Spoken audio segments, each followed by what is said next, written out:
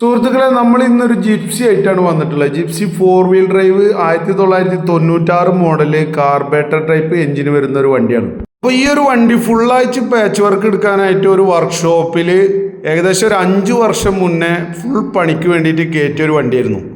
വർക്ക്ഷോപ്പിൽ ഷെഡിൻ്റെ ഉള്ളിലായതുകൊണ്ട് തന്നെ വെയിലും മഴയൊന്നും കൊള്ളാത്തതുകൊണ്ട് പ്രത്യേകിച്ച് വേറെ എടുത്ത ഭാഗത്തൊന്നും തുരുമ്പുകളൊന്നും പുതുതായിട്ട് വന്നിട്ടൊന്നും കാണാനില്ല. നമ്മൾ ഈ ഒരു വണ്ടി വർക്ക്ഷോപ്പിൽ പൊളിക്കാനെടുക്കാനായിട്ട് വന്ന് നോക്കിയതാണെങ്കിലും മലപ്പുറത്തുള്ള 2 സുഹൃത്തുക്കൾക്ക് ജിപ്സി റീസ്റ്റോർ ചെയ്യാനായിട്ട് വണ്ടി വേണമെന്ന് പറഞ്ഞപ്പോൾ അവർ നമ്മൾ വിളിച്ച് പറയും. അവർ ഉടനെ തന്നെ വണ്ടി വന്ന് നോക്കി.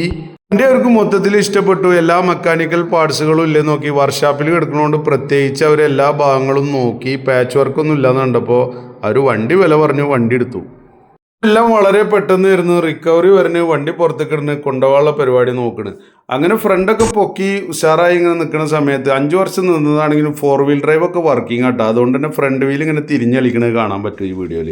നമ്മൾ അവരോട് പറഞ്ഞ് ഫുള്ള് റീസ്റ്റോറൊക്കെ ചെയ്തിട്ട് നമുക്ക് നല്ലൊരു വീഡിയോ ഒക്കെ വിട്ടു തരാൻ പറഞ്ഞിട്ടുണ്ട്. അപ്പോൾ അവർ വിട്ടു തരികയാണെങ്കിൽ ഇതിൻ്റെ റീസ്റ്റോർ ചെയ്യണ ഫുള്ള് വീഡിയോ ആയിട്ട് വീണ്ടും നമുക്ക് കാണാം. Okay, bye bye.